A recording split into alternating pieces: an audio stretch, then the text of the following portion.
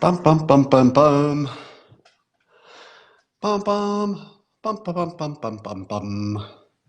Hey everybody, come on in here.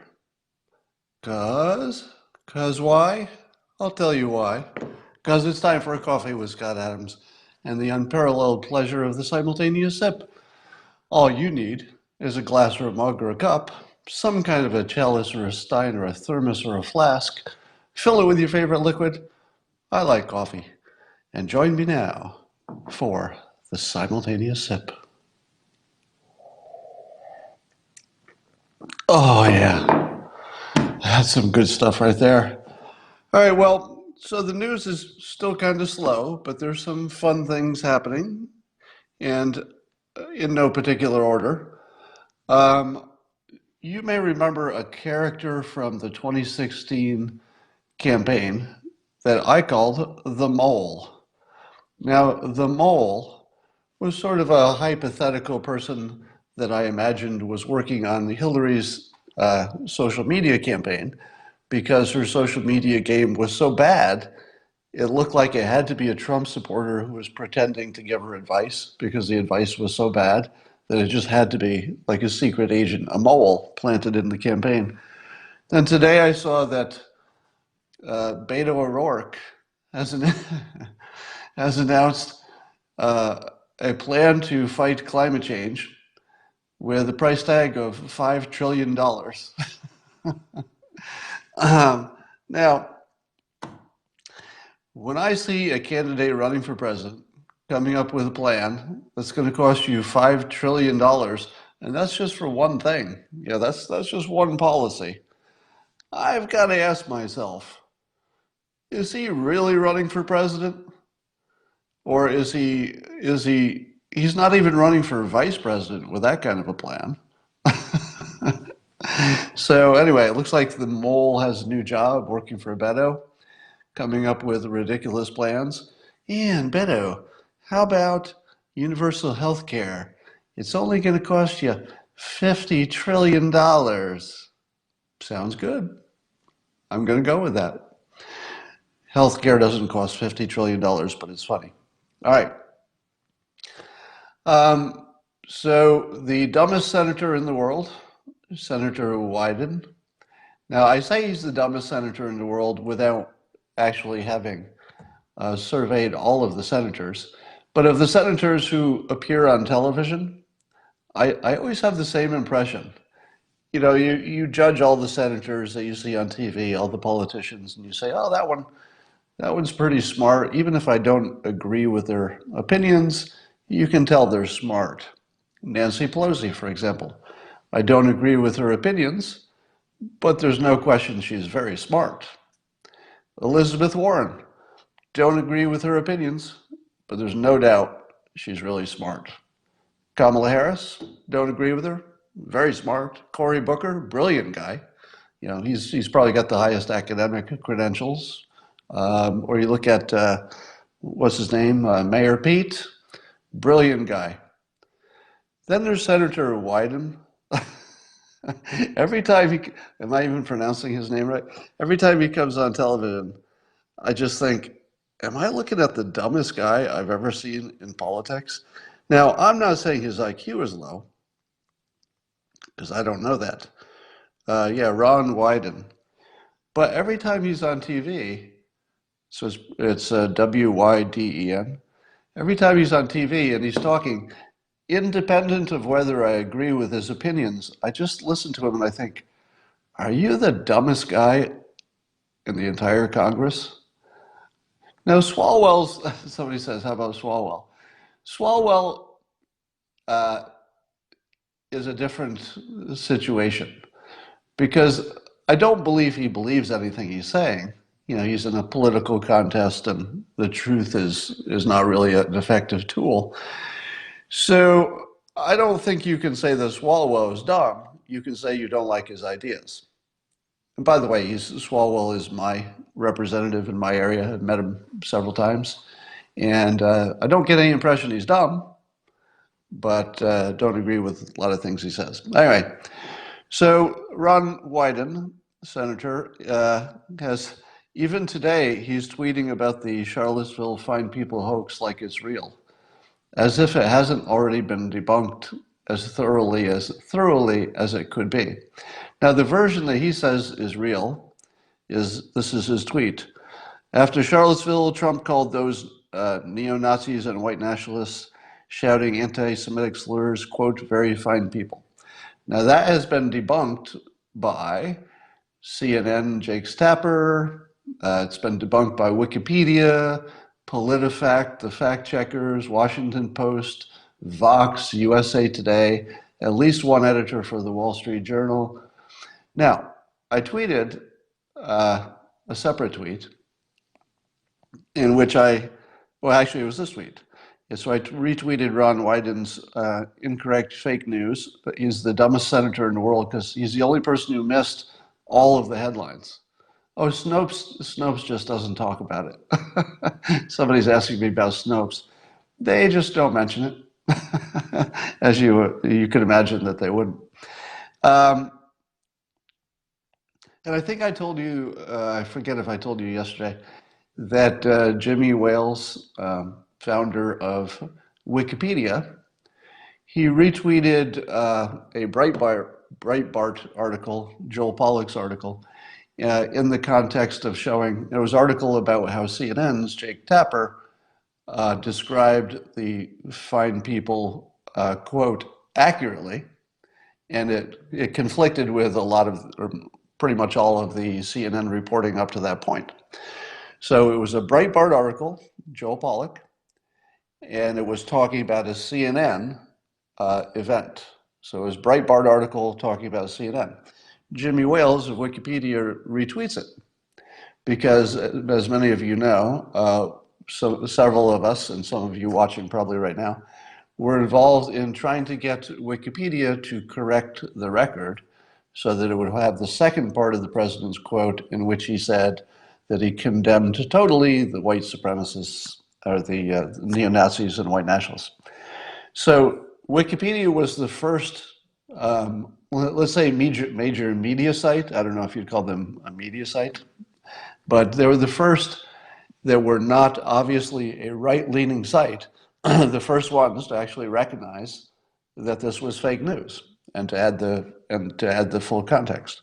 Now, they don't call it fake news; they just add the context so you can tell yourself that it's fake news. You can see it. And some people got on Jimmy Wales for retweeting Breitbart because that's a right-leaning site, and I quickly noted that it was a right-leaning site agreeing with a left-leaning site, which was the whole point. This was one of those few cases where the left-leaning site and the right-leaning site were on the same page, at least about the truth of this hoax, which was that it wasn't true. And Wikipedia was on that same page. So it made perfect sense. It was actually the perfect thing for a Wikipedia representative to retweet because it showed that both the left and the right are now agreeing with where Wikipedia got first. Not first before the sites on the right, but first before the sites on the left. Anyway, so I'm using a President Trump persuasion technique, and I don't know if anybody caught this, but in my tweet I said, the world's dumbest senator, talking about Ron Wyden, doesn't notice that all the major press outlets debunked the Fine People hoax this week. Do you recognize the persuasion technique? I'll read it again. Find the persuasion technique that's in this. So my tweet says, the world's dumbest senator doesn't notice that all the major press outlets debunked the Fine People hoax this week. How many of you can tell? Not the name calling, that's not the active part. Thinking past the sale? Right. Yeah, it's the all. Because what this is, the tweet is designed to make people who are inclined to disagree with it, to make them argue about whether all is accurate. If I can make them argue about whether literally every single major media site debunked it, and in the process, they will convince themselves that many of them did. The New York Times printed an article an interview with a fine person, but that was back in 2016, but it's resurfacing. And they're going to find out, okay, it is true that Jake Tapper's quoted the entire, the active part of the transcript. That's true. It's true that the Washington Post did. It's true that Fox did. And so they're going to go down and convince themselves that maybe I'm incorrect, that every major media outlet did it, but most of the big ones took a swing at it. There's at least one opinion person, one editor, one representative, one contributor from most of the major outlets now, at least one voice that has been printed or published or was on air that said clearly that the president said, I'm not talking about that group. I condemn them totally.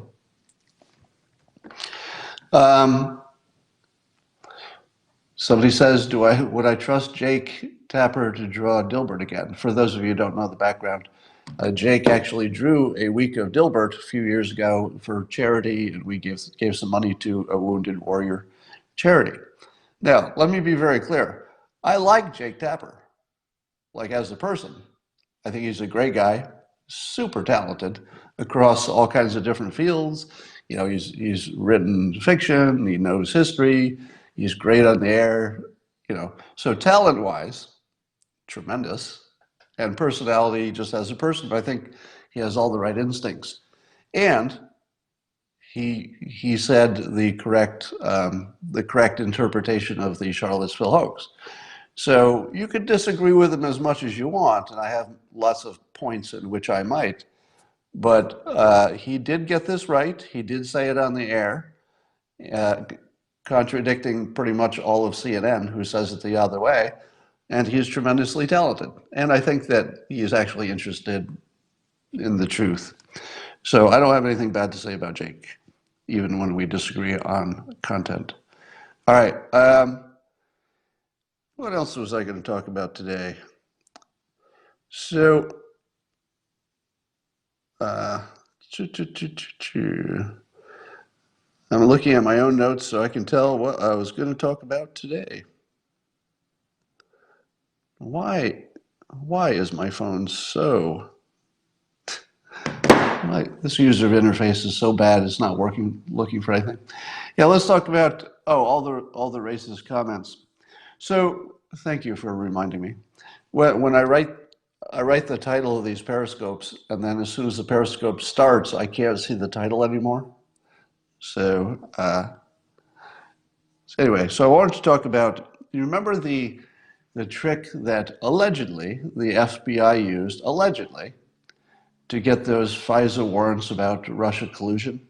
Now the story goes, and I'm not so sure you can trust any of the reporting on this topic, no matter where it comes from these days, but the story goes that one of the ways that the FISA application to spy on various people associated with the Trump campaign, directly or indirectly, that part of what they did was they created the Steele dossier, and then it was leaked to the press, and then I think it was Isikoff, but anyway, the press wrote stories from the content of the Steele dossier.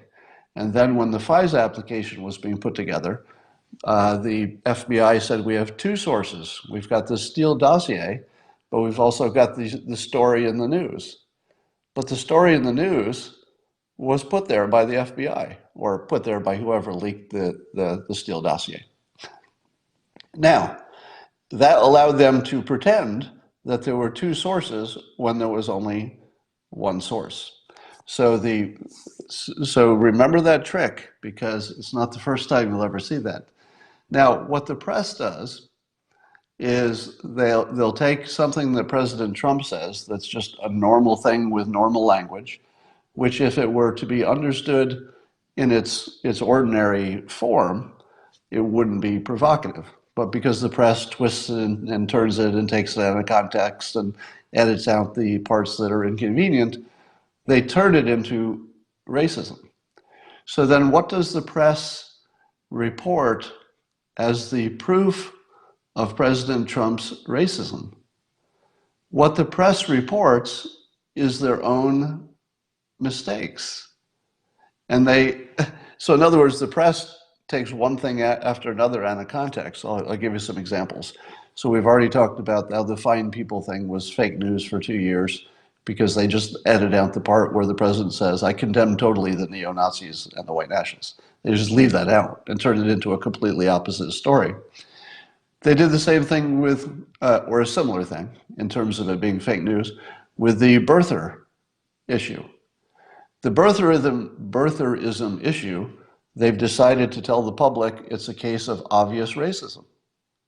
It's not a case of obvious racism because it's the most common political attack in political history. The most common thing that anybody does to attack an opponent is if it's available to them, they say you're not eligible for run for office. They'll say you haven't lived in the district long enough. They'll say this is your guest house. They'll say this is where you get your mail, but you're not really a citizen. They'll say that Canadian Ted was born in Canada. So the president literally used exactly the same technique against Ted Cruz. Why? Because it was available. It was easy. It's the most common, normal, easy thing to do, to say, I'm not sure my opposition, I'm not even sure that they can legally run for this office. Most common thing to do. Now, what did the media do? The media started spinning that as if it's obvious racism when it's obviously not. Because the president didn't mention race, he just mentioned lots of questions about the birth certificate. Whether he believed they were true or not is somewhat irrelevant because it's the most common political accusation that anybody makes. If it's available, you always do it. And so now when some other thing comes up, such as let's say the shithole comment. So the shithole comment was something that was said in a small group, which when you take it to a larger group, in other words, when it leaks and it becomes part of the press, the way it feels is completely different. Just changing the context from something said in a small group of people you're not expecting to blab, or you hope they don't. It's a bad expectation. And when you see it larger, it all looks worse. For example, take just about every conversation that you've had with friends about politics. Imagine if your private conversation with your friend, in which you don't believe you're saying anything outrageous, imagine if those exact words were simply broadcast to the world, and then the world hears them as if you said them in public. Because the way you talk casually is so different from the way that you would talk to the public that all you need to do is change the context and it sounds awful. That's a trick that the press does because the public is not sophisticated. They cannot hear the comment that is now a public known fact, what was said. They can't mentally translate that back to what it must have sounded like when it was said in a small group. That's what the press does. Now, the shithole comment was about countries that have low socioeconomic situations. Maybe their education system isn't that good. Everybody in the small group knew exactly what he was talking about, which was countries that aren't doing so well and may not be producing as many potential immigrants who would, be a positive for the country in terms of economics. It has nothing to do with race, except by coincidence, right? So the press turns that comment about the socioeconomic situation in the country, they turn that into, well, it's obviously a racist statement. And how do they prove that the shithole comments are a racist statement? Well, they go to the FISA application and they say, sure, it's a little bit ambiguous. I can see how you're saying it's only about the country, not about the people. But the way we know it's about the people, really, is because look at this other comment about birtherism. So if you look at the other comment and you say, well, if you saw any one of these by themselves, I can see how you might say it's ambiguous. But you have to look at all these other examples that are also made up. All of the examples, the proofs, are more fake news. individually, every single one of them is just made up. So the news has created this amazing structure in people's minds in which they will believe anything that's ambiguous to be a sign of definite racism, not because of the thing they're looking at, but because of all the other hoaxes that form this structure that people say, well, if all those other things are true, this other thing is probably true too. But in fact, all of them have been seeded by the press, the same way the press, or the same way the FBI seeded the Steele dossier with the press so they could say, look, it's in the press, it's in the Steele dossier, two sources, not four, two. So anyway, so that's the source of the great hysteria. So speaking of hysterias, I saw a tweet by Tony Heller today, famous climate skeptic, and he was talking about a book written in the 1800s about mass hysterias. And his point was that climate change could be better understood as a mass hysteria than some kind of accurate science. Now, independent of whether that take is spot on or completely off, I will reserve judgment. I will agree with the central point, which is if you're looking at climate change and you have not studied mass hysterias, you are not qualified to have an opinion. Even if you are a top scientist in the field, you're a top climate scientist and you really, really know your stuff and you're working in the field and you've written papers and you've peer reviewed, even if you're really deeply into it, that person, if they don't also know the science of psychology about mass hysteria, they are not qualified to have a credible opinion on climate change. Because climate change is a science question, right? But it's not only the science of chemistry, it's not only the science of physics, it's not just climatology, it's not just tree rings, it's not just ice cores, it's not just all of those things alone. It is also the science of psychology, because it's how we process this stuff that gets us to whether or not we're right or we're imagining things.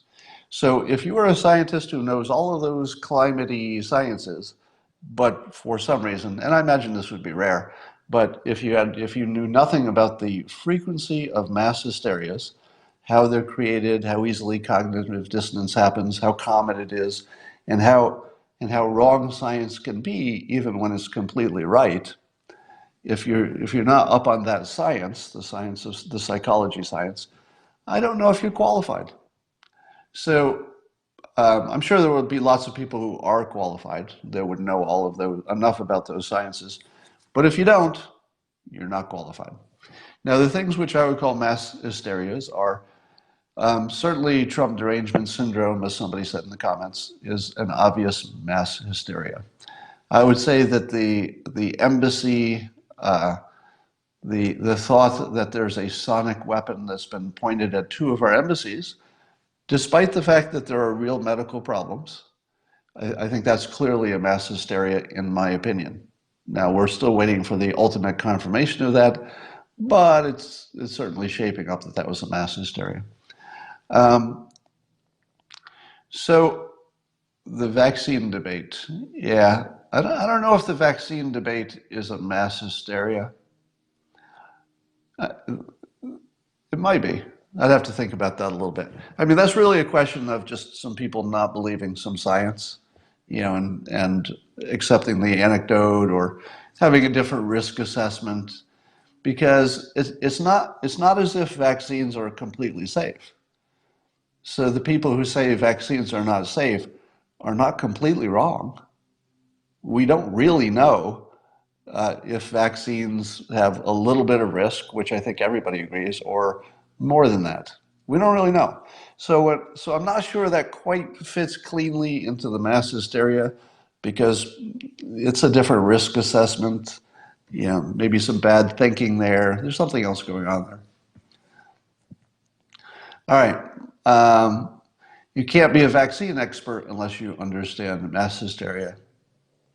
I would say that's close to true. All right. Now, the Washington Post humorously declared that President Trump, according to the Washington Post's database, President Trump has told now 10,000 lies since taking office, I think. 10,000 lies.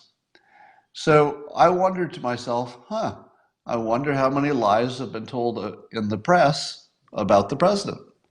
So I figured, well, I'll just do a Google search on the ones that we know are lies. So I did a Google search on, within quotes, fine people and Trump, and I got over 1 million. Over 1 million times the press has talked about the fine people hoax. And I'm going to guess that 95% of that was told wrong. In other words, lies. And then I did a search on Russia collusion, again in quotes, with Trump. And there were over 1 million. One of them was over 1 million, one was 1.4 million. And then I said to myself, I'm going to write a funny tweet, in which I'll show the Washington Post tweet that says the president has 10,000. And then I'll paste in a screen grab to show that there are over 1 million lies about the president for the fine people hoax and 1 million about Russian collusion. And here's what I did. I said, okay, one of them's 1 million, the other was 1.4 million.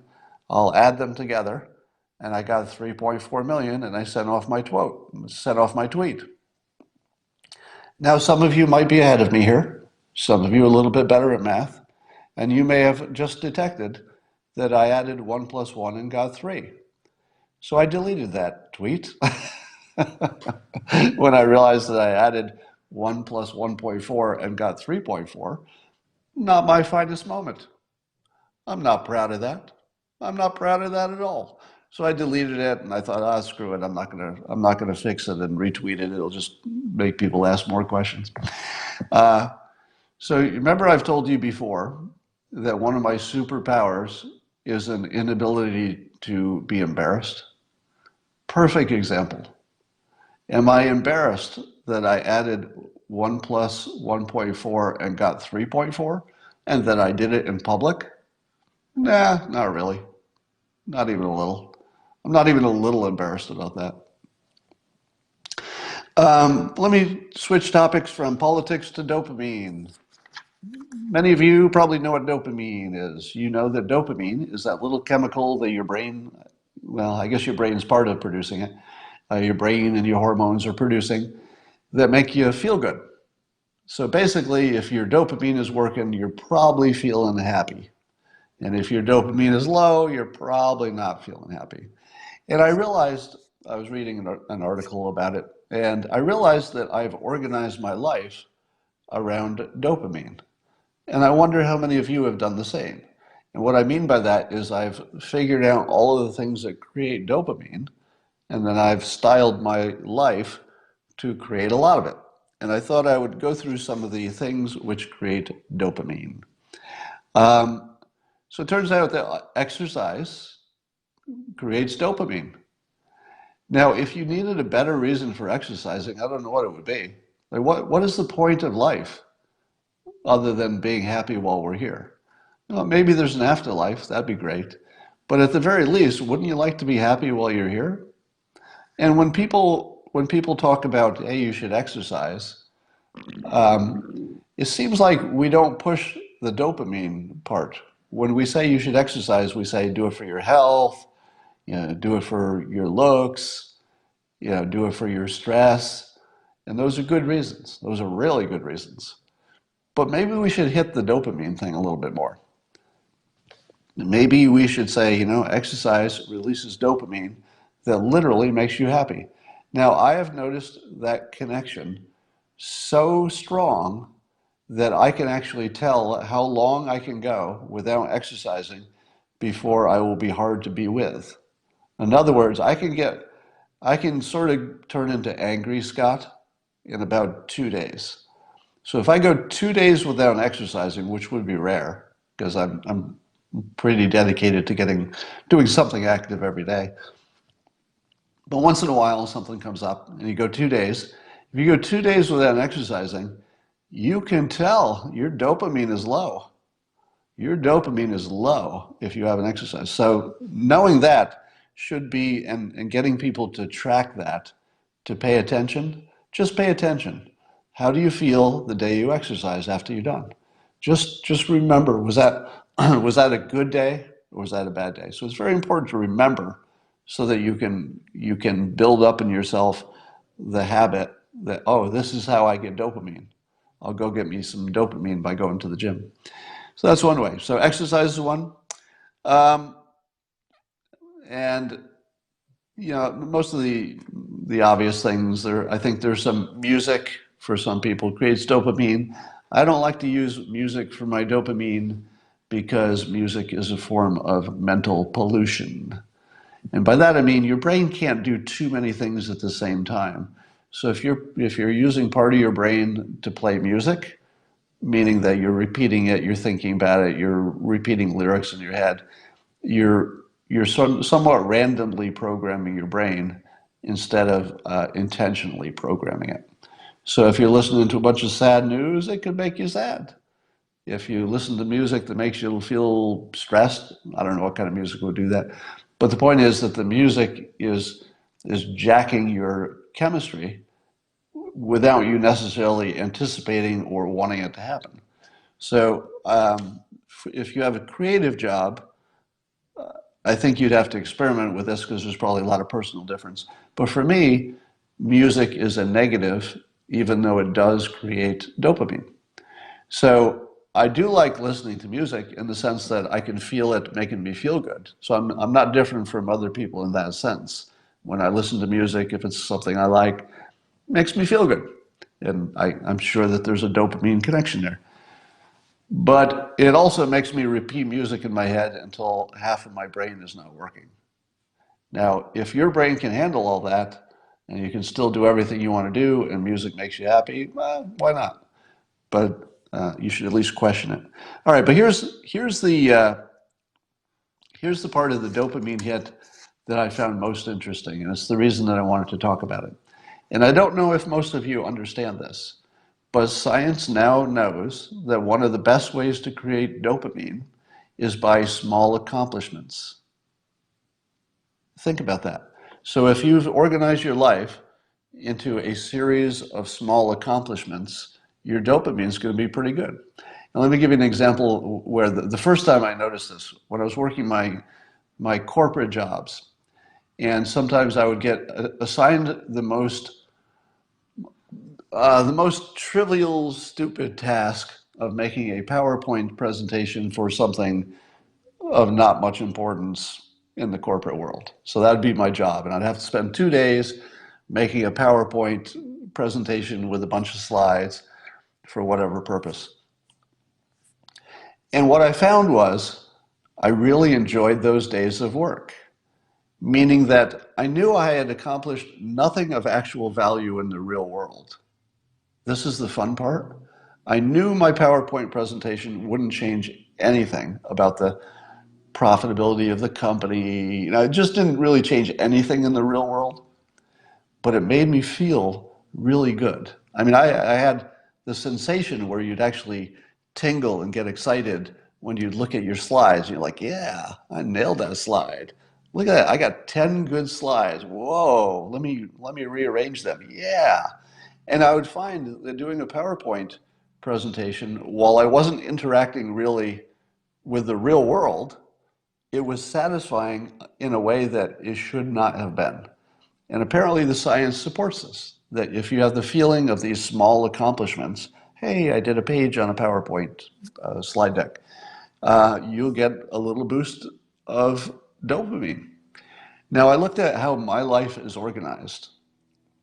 Here's how my life is organized. I do, at least on average, I've got to do one comic strip every day. If I finish one comic strip, I've done a good day's work.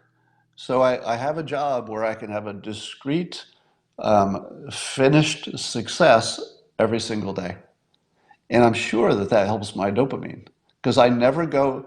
I've published or had published a Dilbert comic every day for 30 years. I think it's, I don't know, 11,000 comics or something like that. Every single one of them gives me a little dopamine hit, and that's lucky. I also have been doing these periscopes pretty much every day for several years. Every time I finish one of these periscopes, I get a little hit of dopamine because it was a discrete task that I had as my objective for that day. I finished it. I don't need to go back to it. It's done. And I feel that sense of accomplishment. So that's two things that give me a dopamine hit every day.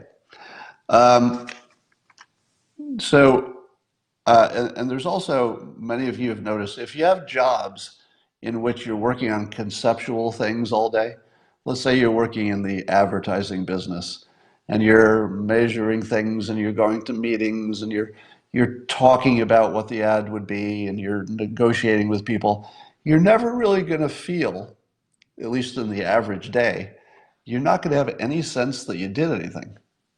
You'll know in a conceptual way, yeah, I went to work, I had conversations, it feels like it moved the ball forward, it was probably all worth doing, but nothing got completed. I didn't get any dopamine from that. And when people are in that situation, they'll go home on the weekend and they'll clean their garage, and cleaning the garage feels really, really good because you needed a discrete task that you could just finish. Sometimes cleaning the house, sometimes just, doing a little task, doing some errands that have been bothering you for a while. It feels good. So here's where I'm going with this. I would bet that most of you and most of the world, that you organize your lives around just, I guess, your schedule. You just say, all right, what's on my schedule? I'll just do the things on my schedule. And I would suggest that maybe a more productive, effective way to look at your life is in dopamine opportunities.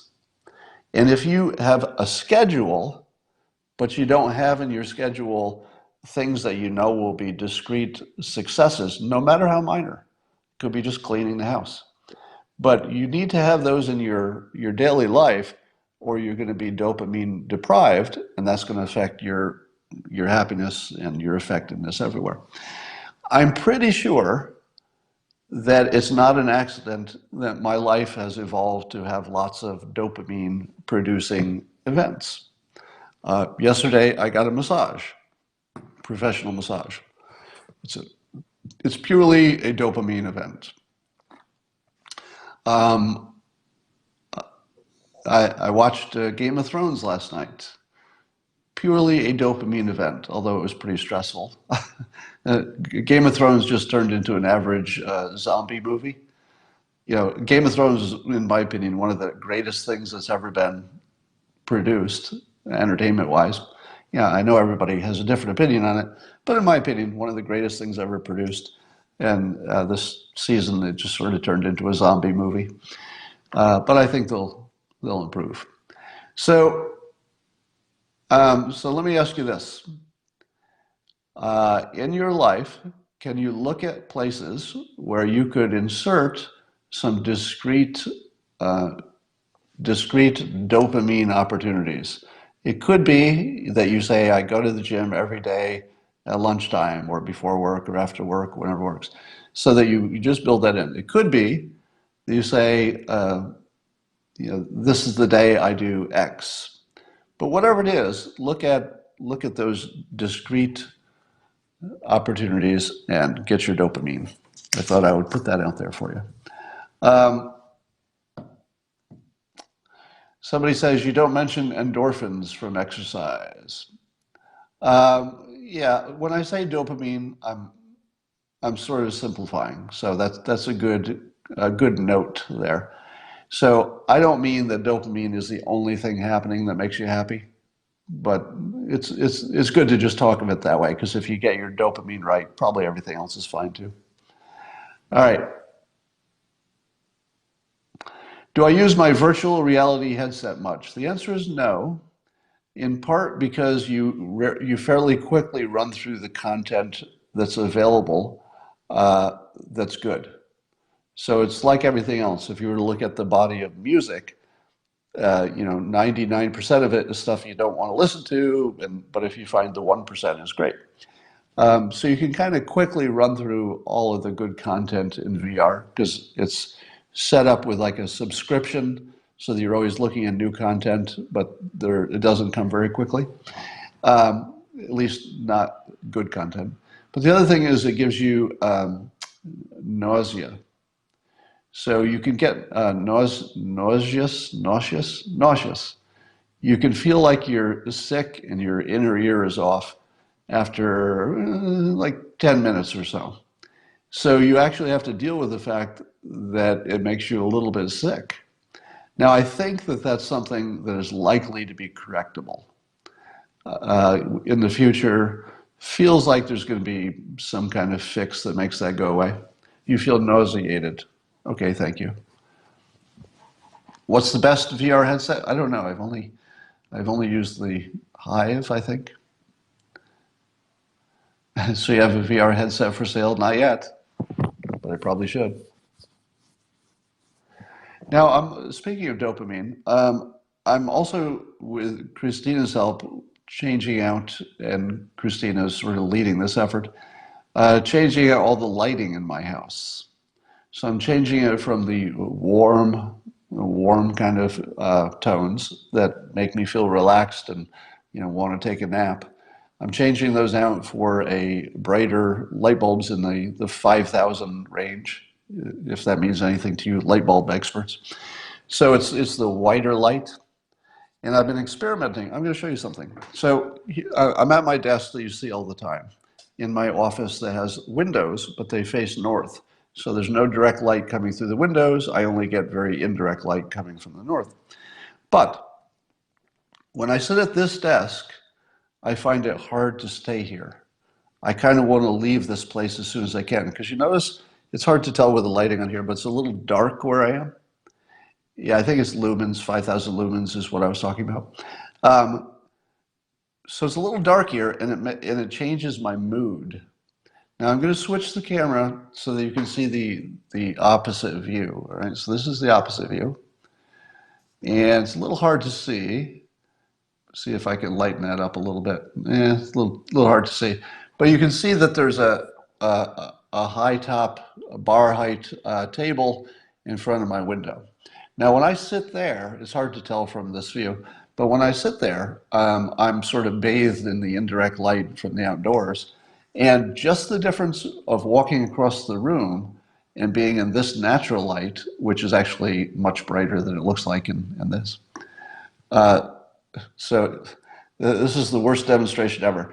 What I just showed you was actually the bright light, but it looks, because of the camera artifacts, it looks like it's dark. This looks like it's bright, but I'm actually in a pretty dark space right now. So this just has to do with the contrast. Anyway, the point is that simply walking 12 feet in the same room changes my energy level substantially. I mean, it's really, really noticeable. Yeah, so noticeable that it almost feels like you took a drug just to walk across the room. It's that different. And the different feeling that I get in the rooms that have already been converted to the brighter white light is very different. You feel your brain is working better. You feel more awake. And I would not have chosen these lights because before I thought they felt a little industrial. But here's the mistake I was making. I was always thinking of these white industrial lights as being the fluorescents. Because if you work in an office, it's almost always fluorescent. And the fluorescents, they do keep you awake, but it's not a good light. There's something about it that just isn't amazing. And so now I've got regular light bulbs or LEDs and whatever that are 5,000 lumens. It's a nice white light. And I find that it really helps me stay awake and alert. So I would suggest that since everyone is different, that you experiment with that. So here's my suggestion for the day. If you can find a place where you can spend a little time in bright white light and a little time in yellower light or even a darker space, just see how it feels. See how long you could work on something like your laptop in one versus the other. Huge difference. Huge difference. All right. That's all for now. Somebody says, so the 5,000, I'm using the wrong terms. So it's 5,000 K, not lumens. So it's not 5,000 lumens, but just look for the box on your light bulbs. It'll say 2,000, 5,000, whatever it is. 5K is frequency. So the experts are telling me that the frequency of the light is what you want to look at, and 5,000 is a good place for that. And that's all for now. I'll talk to you later.